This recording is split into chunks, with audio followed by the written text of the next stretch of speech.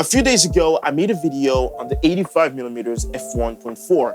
You can watch it right here if you haven't seen it yet. But that video has received positive feedback and you guys really seem interested about it.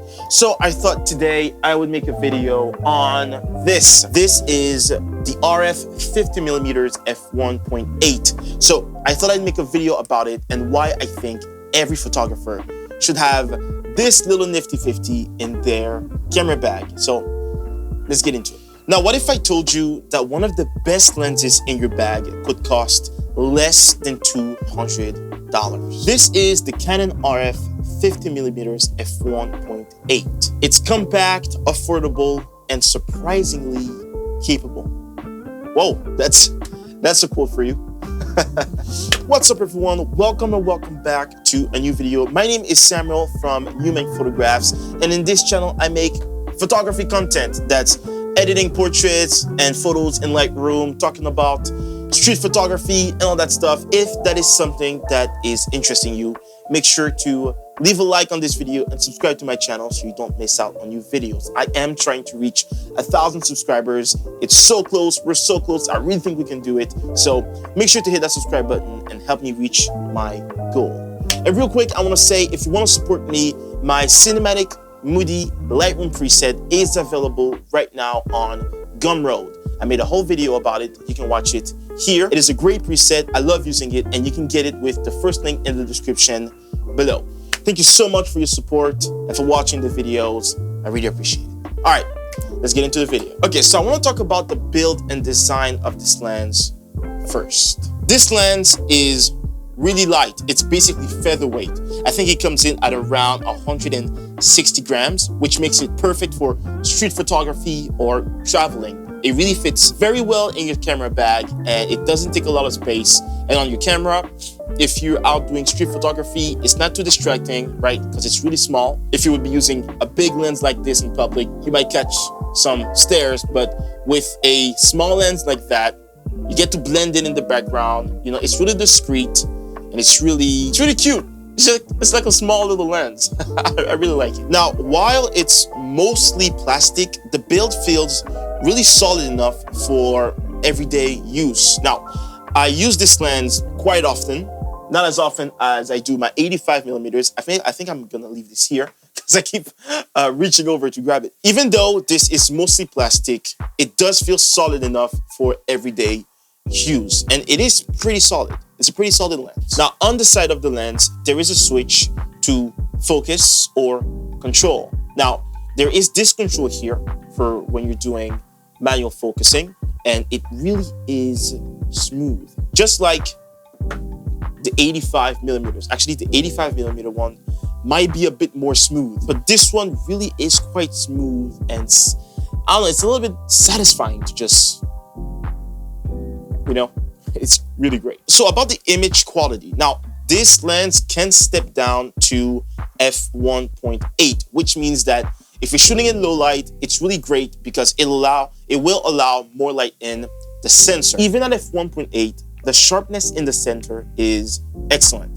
And stepping down to say f2.8 or f4 improves edge-to-edge performance. This lens has amazing bokeh. The bokeh is really smooth and pleasant, though not as creamy as higher end lenses like the RF 50mm f1.2, but it still is a beautiful look. And since this is a 50mm f1.8, also known as the Nifty 50, it's not too zoomed in, it's not too wide, it's just perfect for the photos. And here's a little fun fact. They say that the 50mm focal length is closest to the focal length of our eye. So the field of view that our eyes have, the 50mm focal length is really close to that. So this means that, for example, if you're shooting portraits or when you're shooting photos, it is a natural look. Now at f1.8, you can expect some vignetting, but it's easily to correct that in post.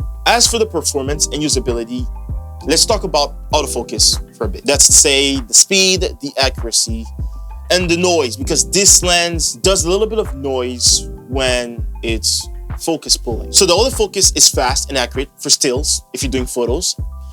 It is good also for video, but it just gets a little bit noisy. But to me, the noise is not an issue for two reasons. Secondly, it's not that loud. It's just a little bit of noise, which is, correctable in post if you just add a noise remover to your audio. And secondly, I mostly use external mics, right? So if this lens is on my camera and I'm using this external mic, it's not gonna pick up that noise. So to me, that is not an issue. And most videographers are using external mics nowadays. So I really don't see the noise in this lens being an issue for many people. So usability, as I said, it's lightweight and great for casual photographers. It also pairs well with Canon mirrorless bodies because it's really light, it's really small, and it works really well. Its size and weight make it ideal for on-the-go photography, especially for beginners. Compared to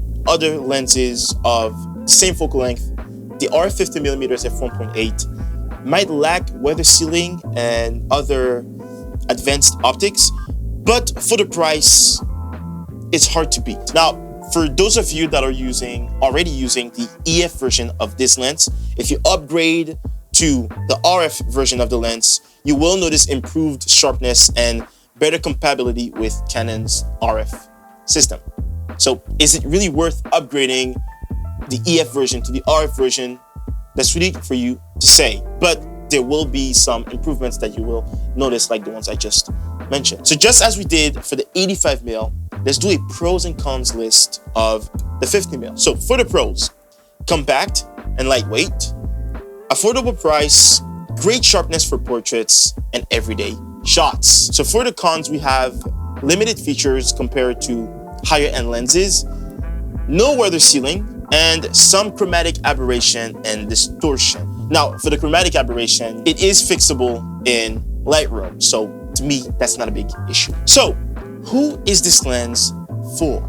Well, this lens is perfect for anyone just starting with Canon's RF system or looking for an affordable yet versatile prime lens. This could be your very first prime lens. I know that it was my very first prime lens, and it is the very first prime lens of a lot of photographers out there. I think everyone should have the nifty 50. It's affordable, it's a prime lens, it has really nice bokeh, it's just really great. So to conclude, the RF50mm f1.8 isn't just a great lens, it's a must-have for any Canon mirrorless shooter, and it punches well above its weight for the price, especially for the price. So what do you think of this nifty 50? Let me know in the comments. But that's gonna be it for today's video. Again, if you want to support my channel, my cinematic Moody preset is available on Gumroad. It'll be the very first link in the description below. If you use Lightroom and you like Moody photos, then this preset is for you. But that's gonna be it for today's video. Make sure to leave a like and subscribe for more. You can watch this video right here where I talk about the 85mm if you haven't seen it yet. And you can click here also to subscribe. Thank you for watching. Stay creative, keep creating. God bless you, and I'll see you in the next one.